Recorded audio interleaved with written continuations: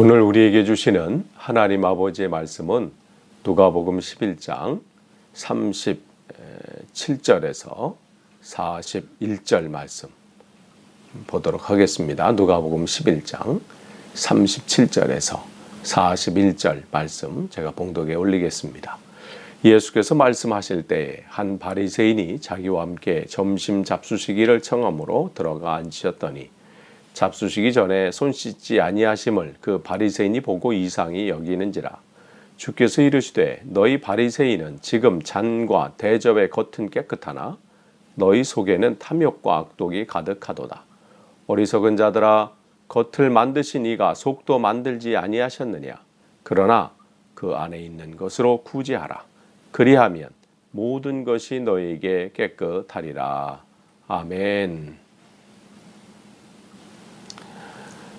오늘 또 7월 16일 목요일 온라인 새벽 기도에 참석하신 여러분들을 환영합니다. 오늘도 말씀 속에 또 하나님께서 여러분에게 준비하신 그 은혜가 넘치기를 간절히 축원합니다. 우리가 이제 계속해서 누가복음 이 아침에 누가복음 말씀을 우리가 살펴보고 있는데요. 오늘은 누가복음 11장 37절에서 41절 말씀 보도록 하겠습니다. 37절 보시면 예수님께서 말씀하실 때에 한 바리새인이 자기와 함께 점심 잡수시기를 청함으로 들어가 앉으셨더니, 그러니까 이제 보통 이제 이 상황이 특별히 우리가 지금 말하는 무슨 점심 식사 뭐 이렇게 큰 뭐 이런 것 같지는 않고요. 회당에서 이제 기도 시간이 마치고 또 그 시간에 가졌던, 그러니까 지금 말하면 무슨 아침과 점심 마점 뭐 이 정도로 생각할 수 있겠습니다.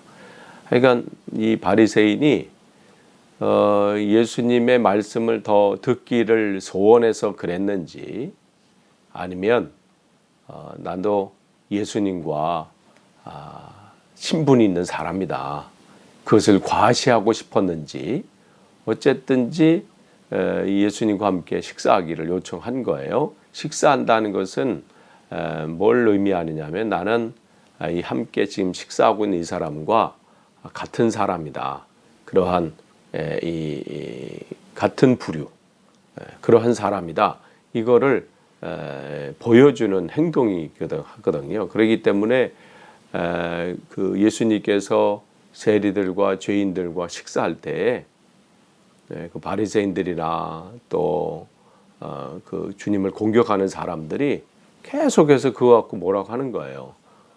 왜 예수는 그러는가? 이제 그 장면을 여러분 기억하신다면, 오늘 이 사람이 예수님과 함께 식사하면서 함으로써 뭘 과시하고 싶은 거냐면, 지금 예수님이 당시에 굉장히 인기가 있었거든요. 또 많은 사람들이 소문을 듣고 그 말씀을 듣고자 오고, 또 그 기적을 하나 더 보려고 하고, 또 그래서 어마어마한 사람들이 몰려드는 상황이에요. 그러니까 주님께서 말씀을 전하실 때 남자만 5,000명이 되는 그러한 우리가 주님의 그 사역들을 볼 수 있잖아요. 그러니까 주님과 함께, 그래서 일부러 찾아오는 사람이 있고, 또 자기 신분이 있어서 낮에는 못 오고 밤에 찾아와서 그 말씀을 나누기도 하고, 뭐 이러한 상황들 가운데 그 사람이 그런 거예요. 그럴 때 이제 주님께서 잡수시기 전에, 여기 보니까 주님께서 손 씻지 아니하심을 그 바리새인이 보고 이상히 여기는지라, 이제 38절에 그랬어요. 그러니까 지금 이 사람은 예수님을 통해서 뭐 말씀을 듣기를 소원했는지 아니면 과시했는지는 모르겠지만, 지금 그 상황을 보는데 이 부분이 걸리는 거예요. 뭐냐면, 그 당시 이제 그 당시 손 씻기는 당시에 그들의 관습이고 뭐 예의이기도 하고, 또 그것은 위생상의 문제이기도 하지만, 그들이 세상에 세상과 접촉함으로 생길 수 있는 어떠한 불결을 제거하기 위해서, 부정함을 제거하기 위해서 하는 어떠한 의식이었거든요. 그런데 그것을 어떻게 해요? 지금 당시 바리새인뿐만 아니라 유대인들도 그것을 철저하게 지켰던 그러한 상황들인데, 주님께서는 지금 이 바리새인이 뭐 하나 이렇게 쭉 관심 있게 본 거죠. 그가 어떠한 행동을 하는지. 그런데 그걸 안 하시는 거예요.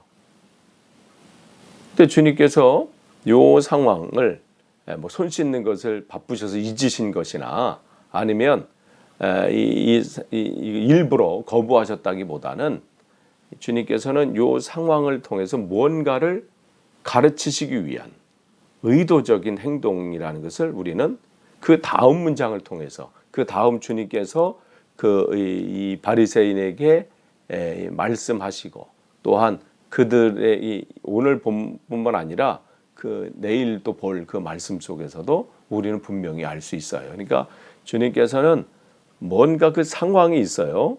그 상황이 있으면 그 상황을 그냥 버리시거나 하시는 게 아니라 그 상황을 통해서 뭔가 또 이렇게 가르치셔요. 그러니까 주님의 그 사역 속에는 그냥 허투루 보내는 시간이 없으신 것 같아. 없으셨죠. 이렇게 보면. 그러니까 지금 그 상황을 보신 거예요. 그러면서 이제 39절에 주께서 이르시되 너희 바리새인들은 지금 잔과 대접의 겉은 깨끗하나 너희 속에는 탐욕과 악독이 가득하도다. 그러니까 지금 주님께서 요 때를 기다리셨을 수도 있어요. 그러니까 계속해서 바리새인뿐만 아니라 율법 학자들이나 주님을 찾아와서 더 큰 하늘의 표적을 보여달라, 뭐 주님께서 그 사역하는 그 건건마다, 그 상황마다 믿음의 눈으로 다가오고 그 안에서 주님을 영접하기보다는 어떻게 해요? 불신의 마음으로, 거부하는 마음으로, 거절하고 그러한 목적으로 찾아온 이들이 굉장히 많았다는 것을 우리는 알 수 있죠. 그러니까 오늘 이 32구절을 비롯해서 11장 끝까지 쭉 보시면 바리새인들에게 와 있을진저 하시면서 그냥 3번이나 주님께서 그들에게 얼만큼 그들이 안타까웠는지, 그들의 심령이죠. 그들의 보는 눈이 불신이고 거부고, 또 율법학자들에게 또 3번씩이나 와 있을진저.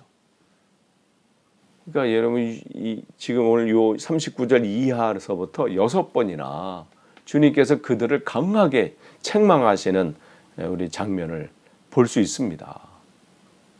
그러니까 불신의 눈이 이렇게 무서워요.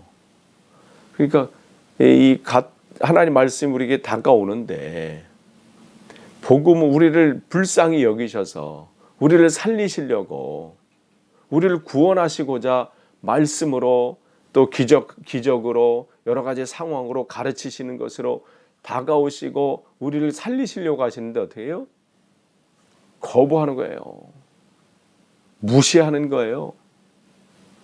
불신앙하는 거지요. 그러니까 주님께서 너희들이 겉은 깨끗한데, 겉은 얼마나 그들이 우리가 성경 읽다만 아는 것처럼 정해놓으면 하루에 최소 3번 기도에 정해놓고 기도하잖아요. 기도하지요. 일주일에 2번은 금식하면서 자기의 전체를 하나님 앞에 드린다고 결단하지요. 소득의 11조를 드리죠. 모든 상황. 물론 그게 잘못됐다는 건 아니에요. 그것도 우리가 다음에 보겠지만 주님께서 그것도 하라고 분명히 말씀하시지만, 그러나 어떻게 그게 어디서부터 나와야 된다는 거예요? 속에서부터 나와야 그게 진짜 행동이 된다는 것이죠. 근데 이들은 그게 어떻게 겉으로의 포장, 겉으로의 꾸밈은 굉장한데, 그러니까 남의 눈을 의식하는 것, 그런 것은 굉장한데 그 속이 문제라는 거죠. 주님은 뭐예요? 우리의 중심을 보시잖아요. 우리들은 사람의 겉모습에 속아요. 그들의 옷 입는 모습이나 뭐 하는 행동들이나 말이나 뭐 겉의 모습들에 의해서 속지요. 그래서 거기에 따라서 우리의 행동도 바뀌는데, 주님은 우리의 겉모습에 속는 분이 아니시잖아요. 주님 우리의 속, 우리 중심을 보신다고 말씀을 하시잖아요. 근데 그들의 속에는 뭐가 있어요? 거기 보면 탐욕과 악이 그냥 있는 정도가 아니에요. 뭐 있었다 이름은 아니라 가득하였다. 더 이상 어떻게 해요? 뭔가 더 들어갈 수 없을 만큼 그걸로 충만한 상태가 된 것이죠. 그러니까 그들의 겉의 모습은 남들이 볼 때는 따라갈 수 없을 정도로 저 정도로 열심히 신앙생활하는 모습, 나는 저렇게는 못해. 야, 저분 참 대단하다. 어떻게 저렇게 매일 날마다 저런 신앙생활 할 수 있을까? 대단하다고 남들은 말할 수 있고 그 칭찬은 들을진 몰라도 주님께서는 그들의 그 시작이 어떤가, 그 마음이 어떤가, 그 중심이 어떤가를 분명히 보고 계시는 거예요. 그들 속에는 탐욕이 가득한 거예요. 불의한 탐욕이죠. 오죽했으면 누가복음 16장 14절 보면 이 누가는 이 바리새인을 뭐라고 표현했냐면 바리새인들은 돈을 좋아하는 사람이다. 이렇게 표현하고 있어요. 누가복음에. 그러니까 예수님께서 바리새인들 하여간 정확하게 찝으신 거예요. 그들은 돈을 좋아하는 사람이다. 겉으로는 뭐 거룩한 척하고 우아한 척하고 뭐 대단한 것 같지만 그의 실상을 보면 그것을 폭로하시잖아요. 또한 악독은 뭐예요? 시기심이에요. 특별히 이 본문에 나온 이 단어의 뜻을 보면 시기심과 물론 또 여기 욕심이죠. 그러니까 그들은 겉으로는 대단하게 하는 것처럼 보이지만 어떻게 그 마음 깊은 곳에는 시기심으로 가득 차 있어요. 그래서 주님께서 그 탕자의 비유, 즉 우리가 잘 아는 사실은 그 탕자의 비유라기보다는 그 아버지의 비유긴 한데 우리가 잘 아는 탕자의 비유 보면 그 자기가 동생이 돌아왔을 때 그 형의 그 반응하는 모습들, 그게 결국은 이 유대인들을 비유하는 거 아니에요? 이들의 마음이 어떻다는 거예요.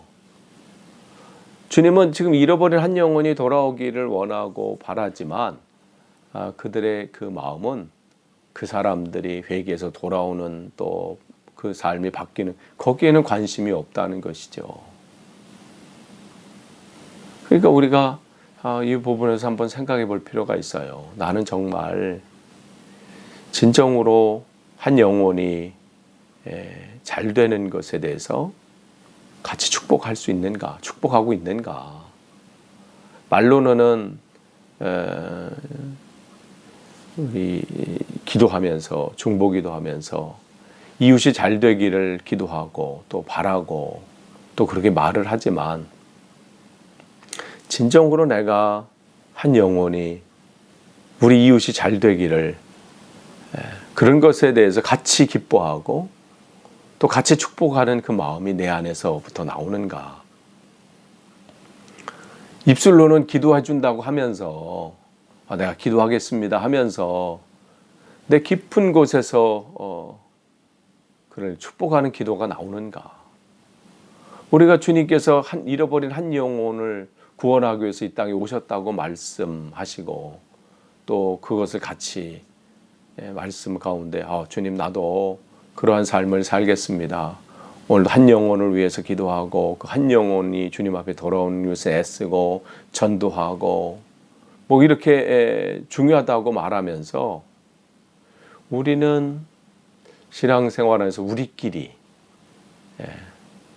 말로는 한 영혼을 위해서도 전도하고 또 돌아오기를 간절히 바라지만 그들이 우리 가운데 왔을 때 그들을 정말 진정한 우리의 식구로 또 내가 주님이 사랑하는 그 한 영혼으로 바라보는지 아니면 그냥 우리끼리 있는 것이 좋고 그냥 그 그룹 안에서 또 그런 것은 아닌지 혹시 알게 모르게 텃세로 인해서 그들이 그 안에 들어오는 것이 어려움을 느끼는 것은 아닌지, 되게 깊은 곳에 뭐가 있는지를 점검해 볼 필요가 있다는 것이죠. 이들이 그런 거예요. 겉으로는 하나님의 뜻을 이룬다고 하면서도 여전히 어떻게 자기들의 공고한 그 그룹, 이것을 깨트리지 안 하는 거죠. 그러니까 주님은 그 중심을 보고 계시는 거예요. 말로는 주여 주여 하는데 그 깊은 곳에 사랑이 있는지, 그 깊은 곳에 용서가 있는지, 그 깊은 곳에 진짜 하는 그 나눔이 있는지. 말로는 우리가 할 수 있지요. 말로는 사랑하겠습니다, 용서하겠습니다, 나누겠습니다. 근데 그 마음 깊은 곳에서, 그러니까 주님께서 그들을 뭐라고 표현하시냐면 40절에 보면 어리석은 자들아 그래요.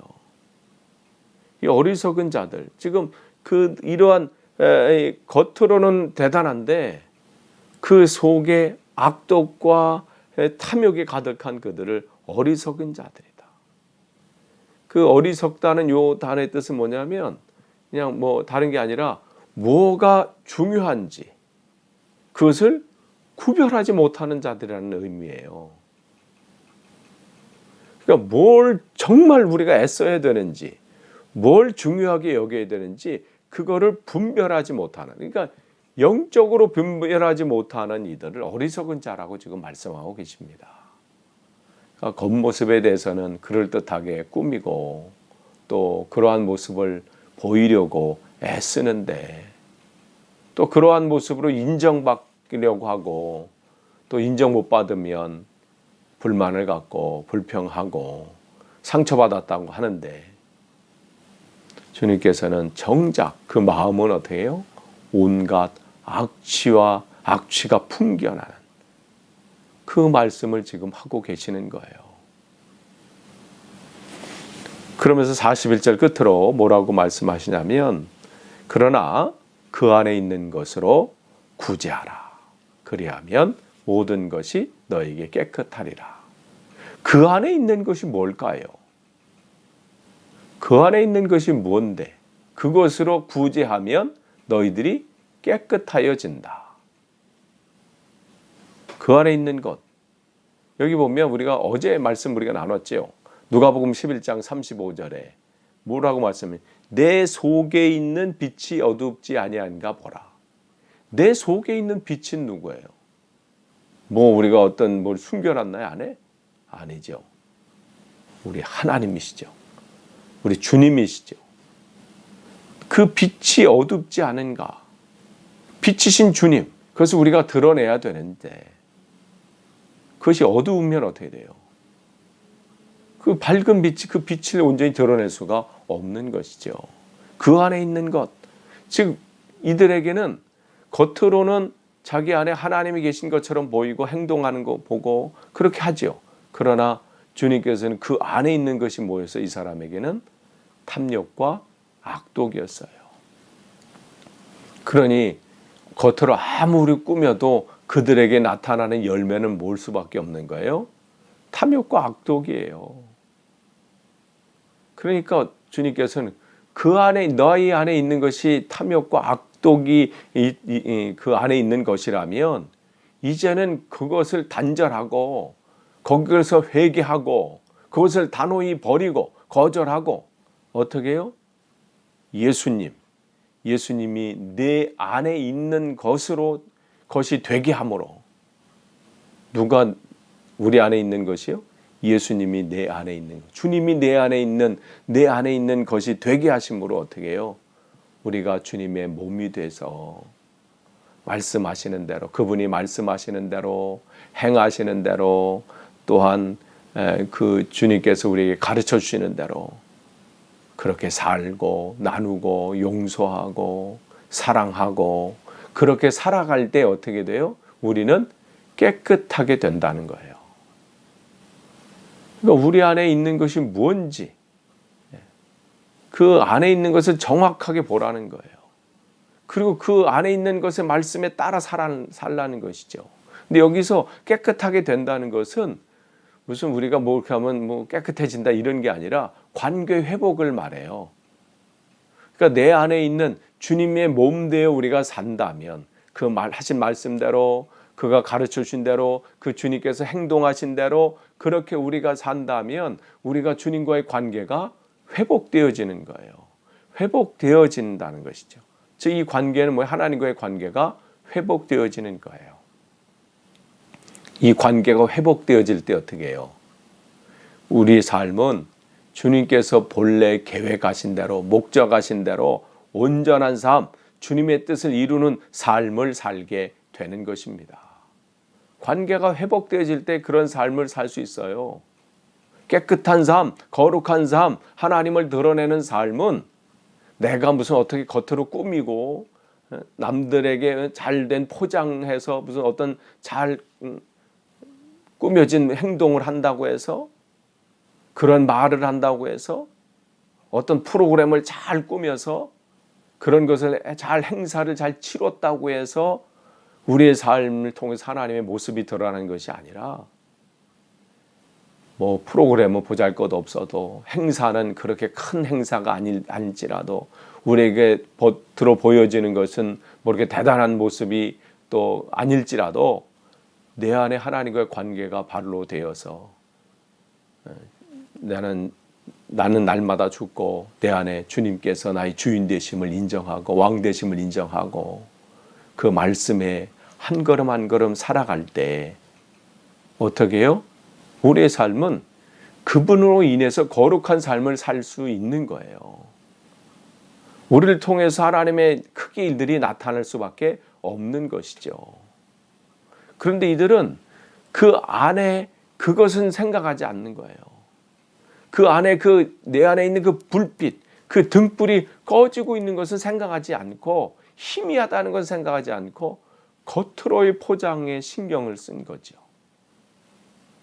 그러니까 하나님과 그렇게 관계가 회복되어질 때 그런 거룩한 삶을 살 때 이웃과의 관계, 가족과의 관계, 그 관계도 회복되어지는 거예요.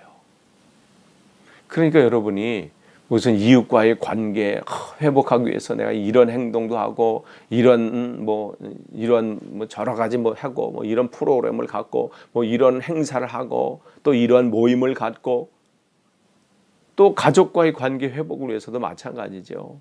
뭘 선물을 하고 아니면 이런 하고 이런 겉으로 하는 어떤 이벤트나 아니 이런 것보다 먼저 점검해야 될 것은 나와 하나님과의 관계가 어떠한지를 점검해야 돼요. 그 관계에서 이게 이어지는 거거든요. 주님께서는 그것을 지금 보여주고 있어요. 그렇기 때문에 어제 다시 말씀드리면 누가복음 11장 35절 36절 내 속에 있는 빛이 어둡지 아니한가 보라. 내 온몸이 밝아 조금도 어두운 데가 없으면 그것은 지금 이 바리새인들의 그 모습과 반대가 되죠. 그들은 너희 속에는 탐욕과 악독이 뭐라고 그랬어요? 가득하도다. 이건 하나님과 관계가 끊어진 거예요. 자기가 주인이 된 거잖아요.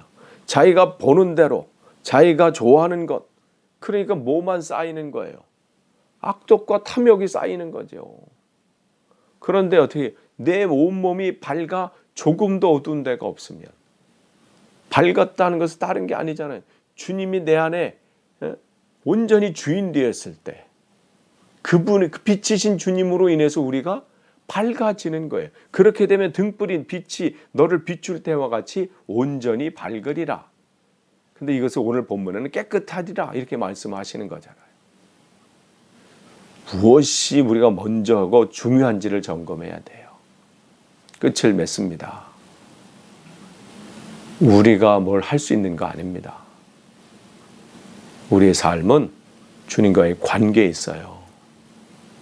그런데 우리는 겉모습, 남의 보이는 것에는 엄청 신경 써요.